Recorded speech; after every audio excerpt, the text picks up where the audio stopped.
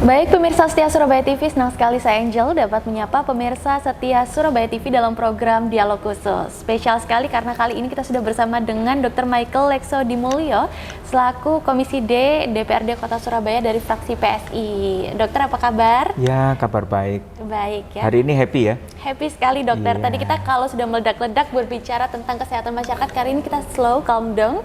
Iya. Kita akan kulik ya tentang profil seorang Dr. Michael. Nah, ini mungkin pemirsa setia Surabaya TV masih asing ya. Oh, ternyata ada juga loh dokter yang masuk menjadi wakil rakyat di DPRD. Nah, mungkin bisa diceritakan dulu awal mulanya kenapa sih dokter bisa terjun ke legislatif? Awal mula. Jadi saya sendiri nggak ada kepikiran dan nggak kepingin mau jadi seorang politikus. Dulu saya malah nggak seberapa seneng dengan politikus. Lalu tiba-tiba ke sini? Oh, saya juga nggak berpikiran kenapa kok bisa saya sampai di sini gitu. Waduh. Jadi kalau mau dilihat riwayatnya, selama kampanye yang lalu saya juga nggak ada balihonya. Baliho juga disumbang orang, cuman 5 aja balihonya. Kemudian yang poster apa semua kita nggak punya. Tetapi apa yang saya lakukan setiap hari itulah yang menjadi tabungan saya untuk memperoleh suara. Saya sebelumnya menjadi direksi salah satu rumah sakit swasta, dan setelah itu saya tinggalkan untuk mengabdi melayani kaum miskin sebagai pelayan duafa. Dan di sini saya melihat bahwa banyak orang-orang yang menderita sakit tetapi mereka tidak punya daya untuk apa-apa. Daya apapun untuk membayar atau untuk memperoleh fasilitas kesehatan, mereka nggak punya kemampuan untuk itu. Orang miskin itu dia hanya bisa pasrah pada Tuhan, kalaupun apapun hasilnya, bahkan kematian kalau sudah dekat, dia hanya bisa bilang bahwa itu adalah terserah dari keputusan Tuhan aja. Dan buat saya sebagai seorang dokter, saya nggak bisa saya menerima hal semacam itu. Karena sebelumnya saya berpikir bahwa saya menjadi seorang dokter pun saya mendapatkan beasiswa. Jadi saya mendapatkan beasiswa baik sebagai dokter, kemudian S2-nya juga dapat beasiswa. Jadi saya berpikir bahwa justru saya ini menjadi dokter ini karena dari Tuhanlah saya ini diminta untuk bisa melayani kaum duafa ini atau kaum miskin yang ada. Jadi akhirnya saya melayani 15 tahun Angel di sana. Waktu lalu saya berpikir bahwa saya nggak bakalan jadi dokter. Saya akan menjadi seorang pemusik karena saya bisa main semua alat musik. Oh wow, luar biasa. Jadi saya belajar gitar, piano, violin, bahkan untuk gending, drum juga saya bisa main. Jadi kalau gending itu saya belajar 3 tahun. Saya dulu seorang yang menyukai musik, ya. Multi talent banget ya dokter ya. Kemudian saya nggak pernah berpikir bahwa bakalnya saya bisa menjadi dokter karena dananya juga nggak ada. Orang tua saya mendapatkan musibah saat di Pasar Turi sekitar tahun 70-an itu terbakar. Dan kebetulan di salah satu lapak kecil itu ada bapak saya yang jualan sepatu. Pada waktu saya mau mengatakan bahwa saya ingin menjadi dokter, bapak saya itu nawar gitu loh. Ojo jadi dokter po.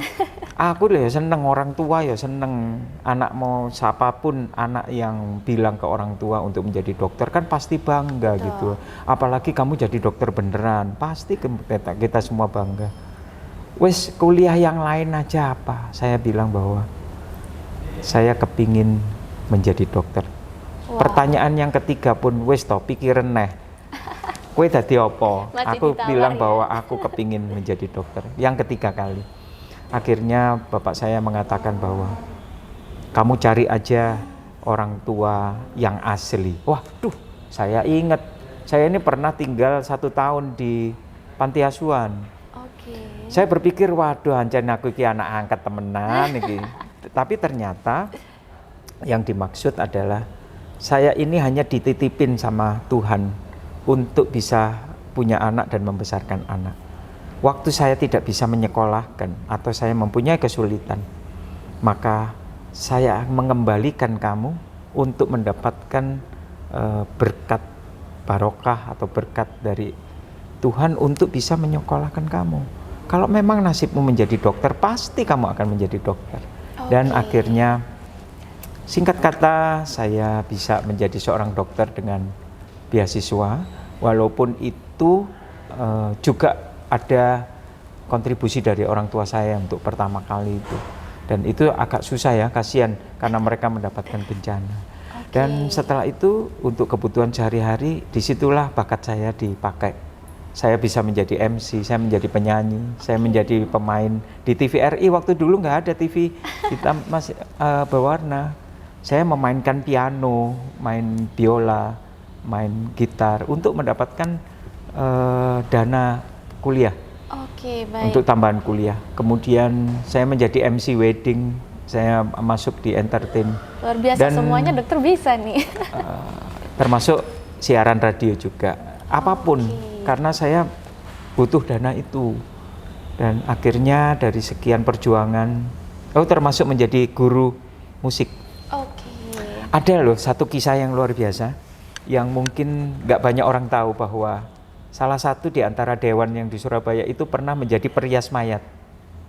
Saya lama sekali menjadi perias mayat. Karena saya butuh duit.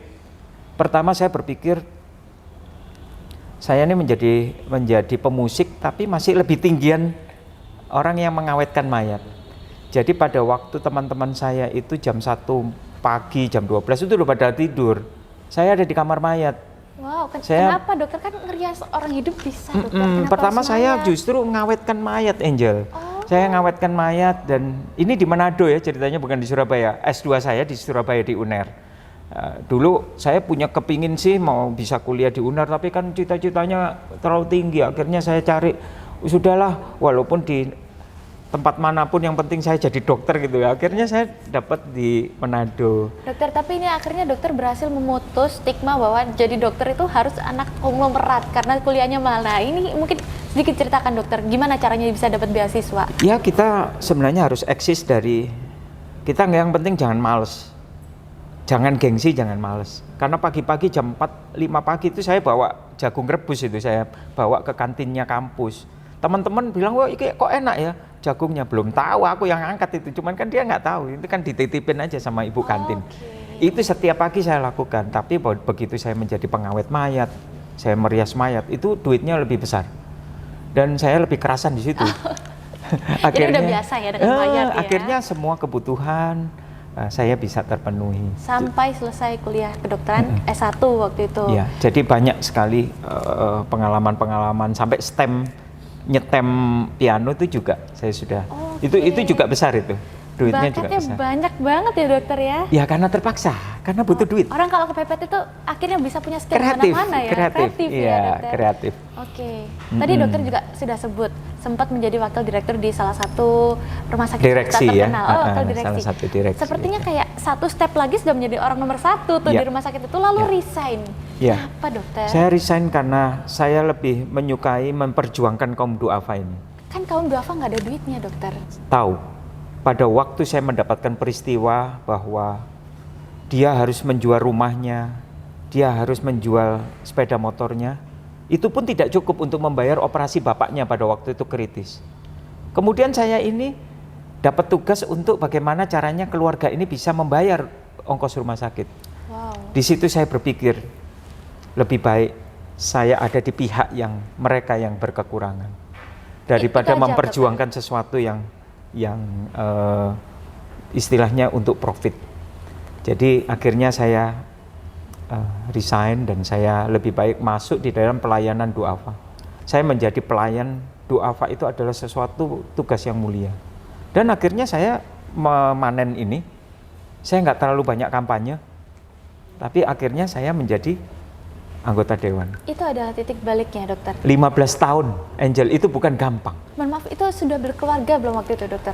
Saya udah berkeluarga, tapi istri hampir gimana? Ditinggalkan istriku tuh. Istri gimana nih? Karena istriku dulu kan udah enak, kan udah dapat fasilitas, udah dapat mobil dinas, apa semua, tahu-tahu semuanya hilang.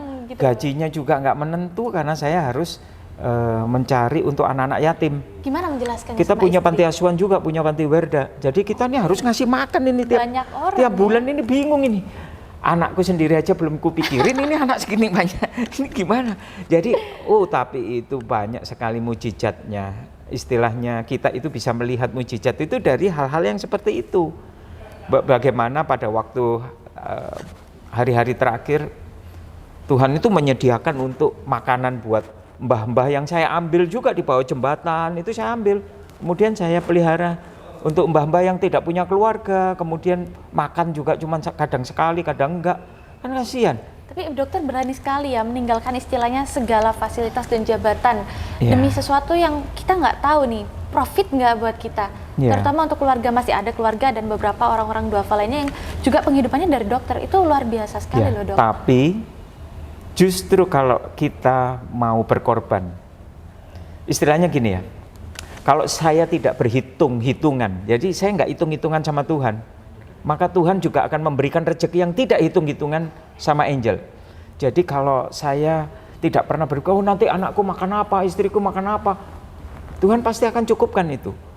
Tapi kalau saya mulai berhitung, waduh, mau apa, baksos, 2 piro, 1 jam aku dikasih berapa, maka Tuhan pun akan berhitung terhadap berkat yang kamu dapatkan. Itu yang saya percaya, dan selama saya 15 tahun saya melayani duafa, saya tidak pernah berkekurangan. Bahkan saya mendapatkan penghargaan dari WHO, dari Istana Negara. 3 kali malah dapat penghargaan nasional ya, tinggi loh. Satya Lencana itu sama Bu Risma loh, sama Pak Karwo juga. Kemudian Satya Lencana, kemudian yang satu Kesatria Bakti Husada ada untuk penghargaan tertinggi bagi tenaga kesehatan dokter, tenaga kesehatan yang ada di Indonesia, itu saya dapat. Kemudian yang terakhir ikon prestasi Pancasila, bahwa masyarakat-masyarakat yang berjuang untuk kaum miskin di negara kita, itu saya udah dapat. Kalau yang lain kayak Kick Andy apa semua udah 2 kali udah dapat ya. Bahkan ini dokter, saya sempat baca dari beberapa artikel, dokter tuh sempat punya sebutan spesialis gelandangan. Ya. Itu gimana maksudnya dokter? Dulu pada waktu saya memutuskan untuk keluar dari rumah sakit dan melayani duafa, saya ini bingung, duafa kan banyak, mulai Ya. dari mana? Nah pada waktu zaman tahun 2000-an, itu saya masih melihat orang yang makan di sampah. Jadi mereka ngambil sisa-sisa makanan dari warung gitu atau dari tempat itu. Waktu itu saya ngelihatnya di Kedung Doro, di dekat Pangsit Mie Jakarta itu ya. Oke. Dia ambil, kemudian dia ambil mie-nya sisa-sisa, kemudian dia makan, dia dulang anaknya. Nangis saya di situ.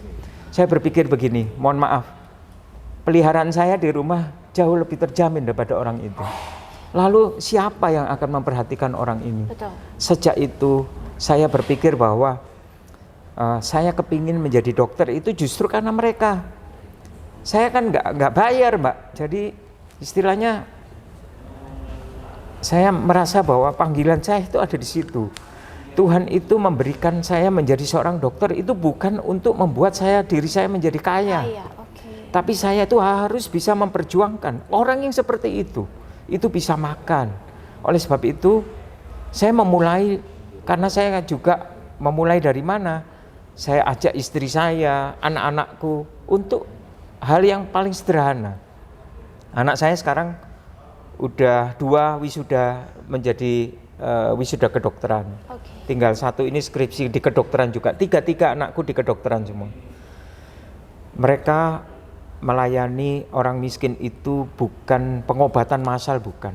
Tetapi begitu melihat orang yang ada di pinggir jalan, dia ada lukanya, Mbak.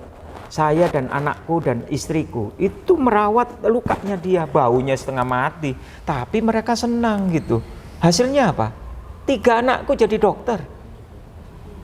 Aku kan sudah bilang, apa yang tidak kamu hitung-hitungan dengan Tuhan, maka Tuhan tidak akan menghitung apa yang Dia akan berikan. 3 anakku itu mendapatkan beasiswa juga loh.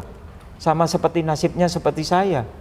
Saya S2 beberapa kali saya dapat beasiswa. Anakku 3. Padahal juga mendapatkan dokter beasiswa juga. posisi sudah resign dan benar-benar fokus untuk mengurus duafa, tapi Tuhan cukupkan semuanya ya dokter ya. Jadi kita melakukan hal yang sederhana, merawat luka, gunting kukunya, rawat rambutnya, sederhana bukan?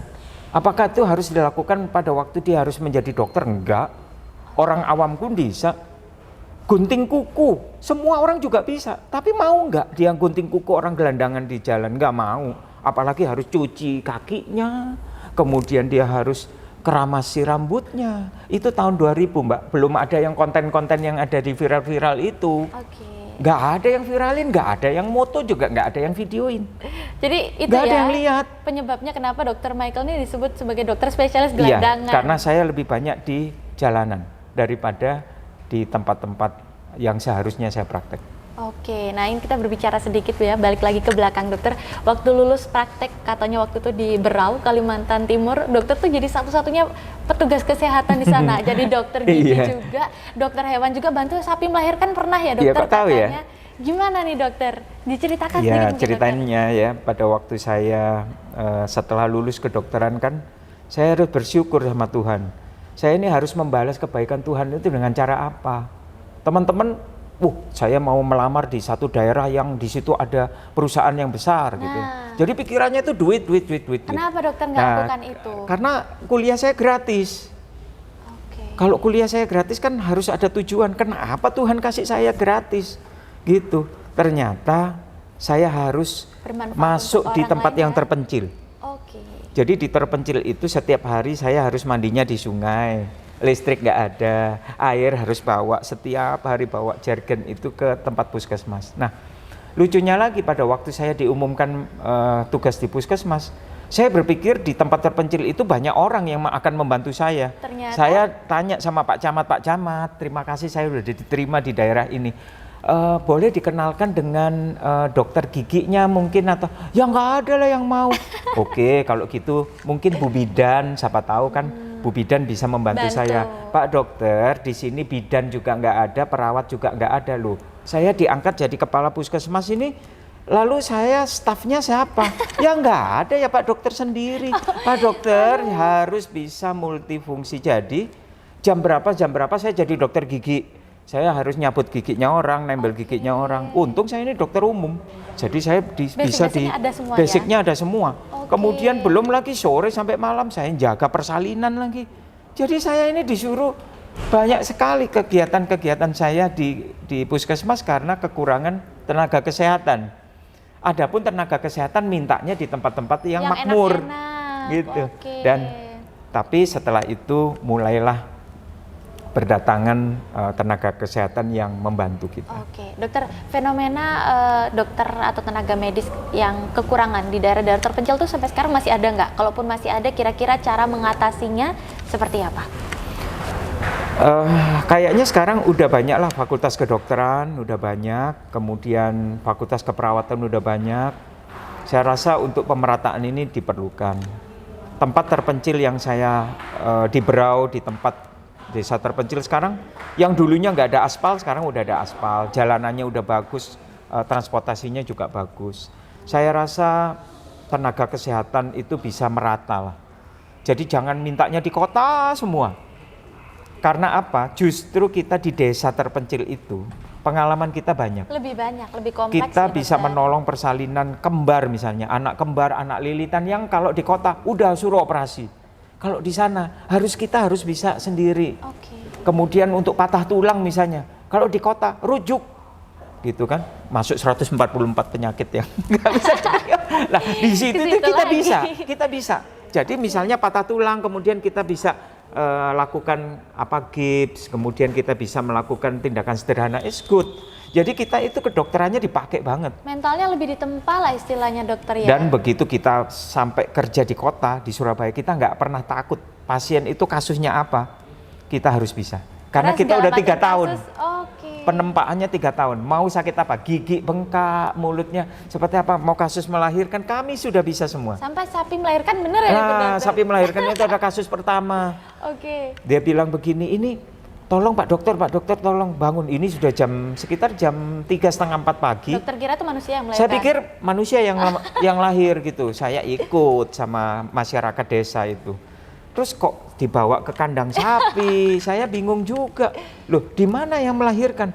Yang melahirkan ini sapi saya, Pak Dokter. Waduh. Saya pikir gini, yang saya pelajari ini melahirkan manusia. Saya nggak pernah punya pengalaman untuk melahirkan sapi. Saya bingung, saya doa, Tuhan gimana Tuhan, ya apa ini tunjukin saya nih jalannya. Aku ini jadi dokter manusia, bukan dokternya sapi. Tapi nggak boleh nolak pasien juga? Nggak boleh nolak pasien, saya cuman pegang perutnya sapi itu dan saya doa terus. Aku ki nggak bisa, tapi saya harus bisa di muka orang banyak ini. Betul. Kan masyarakat lihat. Masyarakat, iya. Dan mereka ngeliat, pokoknya ya dokter ini kalau bisa melahirkan sapi, pasti dia jago untuk melahirkan manusia. Nggak taunya nggak lama lagi sapi itu ternyata bisa lahir sendiri. Tapi pura-pura kakinya saya pegang. Jadi tahu-tahu brul, jadi semua tepuk tangan. Luar Disaksikan biasa. penduduk desa yang begitu banyak. Dan mulai besok orang hamil antri di puskesmas saya, yang mana saya harus periksa dan melayani mereka sampai bayinya jadi lahir. dokter Karena cuma saya juga. sendiri, nggak ada lain. Oke. Gitu. Jadi ngelayani manusia juga, ngelayani binatang juga waktu itu ya dokter? Jadi itu sangat berkesan banget karena seumur hidup baru pertama ini saya melahirkan anak sapi, Oke. bukan anak manusia. Nah dokter, ini ada juga yang menyebut dokter itu adalah dokter untuk penyakit kemiskinan. Bisa dijelaskan? Ya, penyakit kemiskinan itu sebenarnya bukan apa-apa. Jadi pertama, orang miskin itu kadang udah miskin sombong lagi. Oke, maksudnya gimana nih dokter? Dia milih-milih kerjaan. Oh iya. Jadi udah miskin, sombong. Jadi itu harus disembuhkan dari kesombongannya. Jadi kalau kita miskin, kita harus bisa menerima apa yang Allah berikan, kerjaan yang ada di mukamu. Harus palu gada lah. Misalnya dia harus menjadi tambal ban, jadilah penambal ban yang baik. Misalnya Allah memberikan rezeki dia untuk membersihkan jalan, jadilah penyapu jalan yang profesional. Misalnya dia menjadi OB, jadilah office boy yang menjadi sampai atasannya bilang, luar biasa, kamu rajin banget. Itu dia melaksanakan apa yang berkat yang diberikan Allah kepada dia, itu semaksimal mungkin. Jadi, terimalah berkat pekerjaan apapun yang kita dapatkan. Posisi kita jadi apapun itu berkat Allah yang tidak bisa ditawar. Karena itu sudah menjadi garisnya kita. Nah, kemudian yang kedua, orang miskin itu kecuali sombong, ada malesnya. Jadi dia udah terbiasa bangun siang. Jadi termasuk kaum bangsawan ya kan, bangsa tangi awan kan gitu. Bangsa tangi awan. Jadi dia biasanya bangun siang, kemudian mulai dia lebih enak ngemis daripada saya angkat-angkat barang. Jadi mereka tuh males gitu loh. Mental ya itu dokter? Mentalnya. Ya? Okay. Jadi mental pengemis memang mereka itu. Jadi ini harus paradigma ini harus disembuhkan dari mereka bahwa rajin itu penting. Kita tidak boleh memilih-milih pekerjaan karena sebenarnya rezeki itu ada di mana-mana. Tergantung kita ini mau dapat rezeki itu atau tidak. Ya? Jadi inilah yang harus diobati.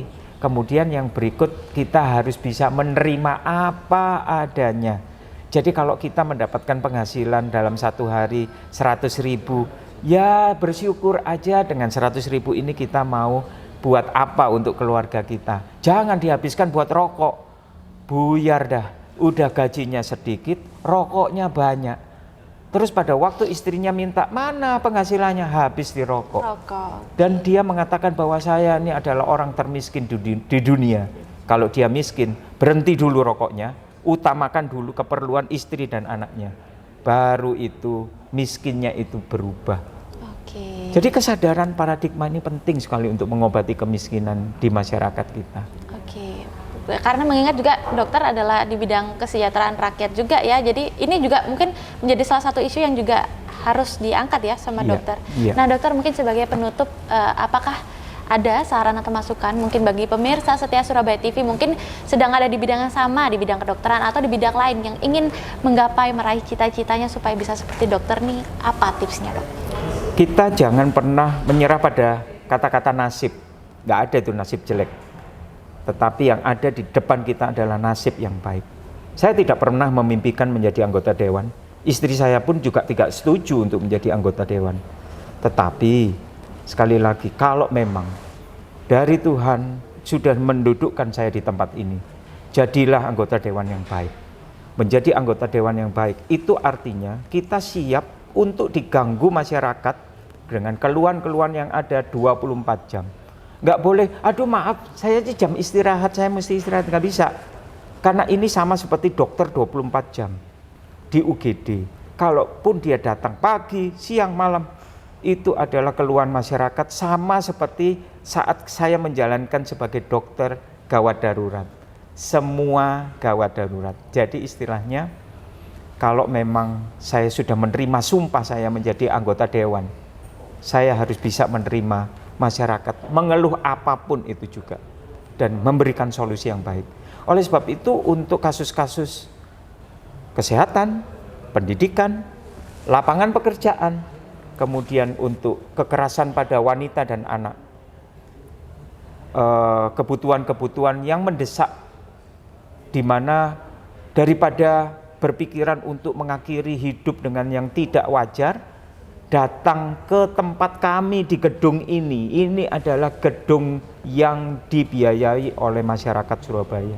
Gaji saya, anak istri saya, makannya juga dari rakyat Surabaya. Ingat, apapun keluhan untuk yang saya sebutkan bidangnya tadi, Angel, datang ke gedung dewan menuju ke Komisi D. Di situ ada 12 orang yang siap untuk mendengarkan keluhannya masyarakat yang ada di Surabaya. Dan tidak perlu, kalau memang kita tidak bisa menulis, di situ ada sekretaris dewan yang akan menuliskan berita acaranya. Kemudian kami akan membuat satu rapat di komisi dan kita akan memberikan solusinya. Itu adalah tugas anggota dewan Komisi D DPRD Surabaya. Oke, jadi pemirsa setia Surabaya TV, saya ulangi lagi ya, kalau ada keluhan, terutama kalau meliputi tentang kesejahteraan rakyat yang masih ada di bidang teman-teman di Komisi D, bisa langsung melapor datang ke gedung DPRD Kota Surabaya di Komisi D. Nanti akan ada yang melayani, tenang saja, pasti diterima, tidak mungkin ditolak apapun keluhan Anda yang masih seputar seperti yang tadi dokter sebutkan. Ya, dokter, terima kasih banyak atas terima kasih Angel, kapan-kapan menginspirasi. bisa diundang lagi ya. Siap, dengan senang hati dokter, terima kasih sudah mau menginspirasi pemirsa setia Surabaya TV, dan tentunya sukses selalu untuk pelayanannya, terutama pelayanan yang sedang dilakukan dalam bidang legislatif, dan sehat selalu untuk dokter dan sekeluarga. Ya. Dan pemirsa, terima kasih untuk kebersamaannya. Saya Angel dalam program Dialog Khusus pamit undur diri beserta seluruh kerabat kerja yang bertugas. Sampai jumpa di Dialog Khusus episode selanjutnya.